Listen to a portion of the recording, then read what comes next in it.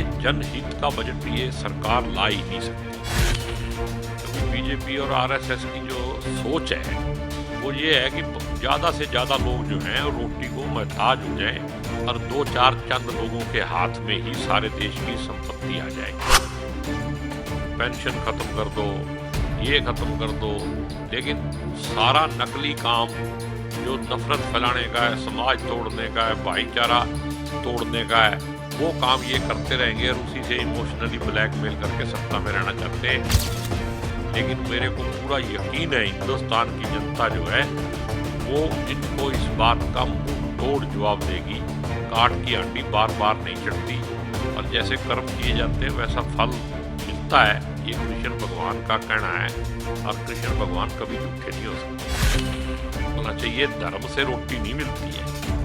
अगर आप स्वस्थ होगे, आप पढ़े लिखे होगे, तो धर्म तो एक जीने का तरीका है और प्यार और इंसानियत से चलता है। नफरत से कोई धर्म नहीं बना है। कोई दुनिया का ऐसा धर्म बता दो जिसका आधार नफरत हो, और ये सिर्फ बीजेपी और आरएसएस का पता नहीं कौन सा धर्म है। हिंदू धर्म तो हो नहीं सकता।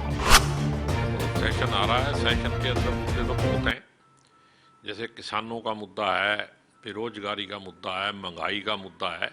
अब बजट कैसा आता है उसी के हिसाब से भी चलेगा, बाकी तो बहुत मुद्दे उठेंगे।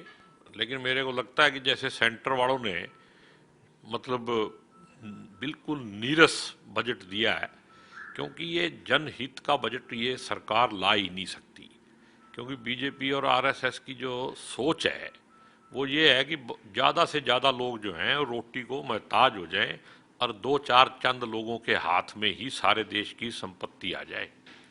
और अब ये कारपोरेट बड़े बड़े अमीर लोगों के फेवर में ही जैसे सेंटर का बजट आया है, वही काम यहाँ का है। पेंशन खत्म कर दो, ये खत्म कर दो, लेकिन सारा नकली काम जो नफरत फैलाने का है, समाज तोड़ने का है, भाईचारा तोड़ने का है, वो काम ये करते रहेंगे और उसी से इमोशनली ब्लैकमेल करके सत्ता में रहना चाहते हैं। लेकिन मेरे को पूरा यकीन है हिंदुस्तान की जनता जो है वो इनको इस बात का मुंह तोड़ जवाब देगी। काट की हांडी बार बार नहीं चढ़ती और जैसे कर्म किए जाते हैं वैसा फल मिलता है, ये कृष्ण भगवान का कहना है और कृष्ण भगवान कभी झूठे नहीं हो सकते। सर, ये 2 तारीख से पहली क्लास से 10वीं तक के स्कूल खुल रहे हैं जी, तो क्या कहना चाहेंगे? अब स्कूल तो खुल रहे हैं, स्कूल एजुकेशन का तो सिस्टम ही इन्होंने ख़त्म कर दिया।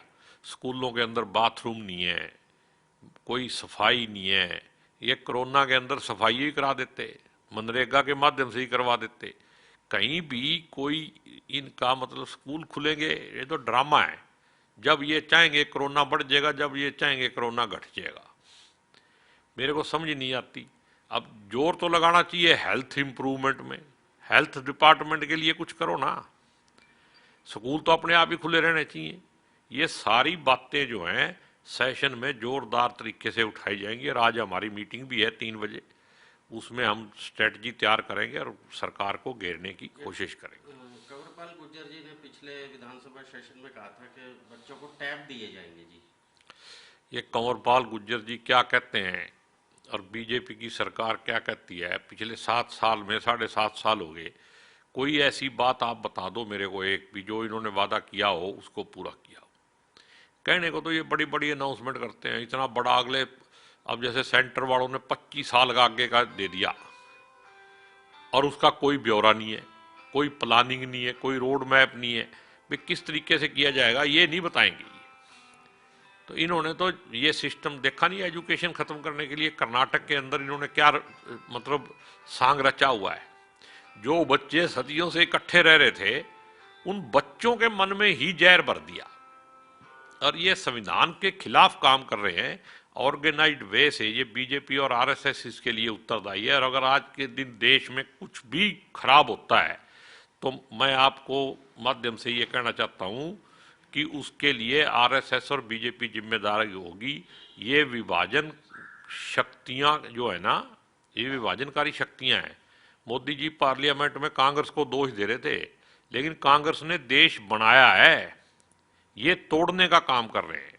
कांग्रेस ने तो जोड़ा है, भाईचारा बनाया है और सारे देश को इकट्ठा रखा है। इतनी बड़ी बड़ी संस्थाएं बनाई, उनको संस्थाओं को भी खत्म करने जा रहे हैं ये। लेकिन अभी जनता के दिमाग पे धर्म का पर्दा पड़ा हुआ है। और बहुत बड़े एक राइटर हुए हैं टॉल्स्टॉय, रशिया में, वो कहते थे कि जिस देश का सत्यानाश करना हो वहाँ के लोगों को धर्म के नाम पे लड़ा दो, सत्यानाश अपने आप हो जाएगा। और वही काम आरएसएस और बीजेपी कर रही है। लेकिन देश की जनता को जागरूक होना चाहिए, इनको जवाब देना चाहिए और इनके चुंगल से निकलना चाहिए। धर्म से रोटी नहीं मिलती है।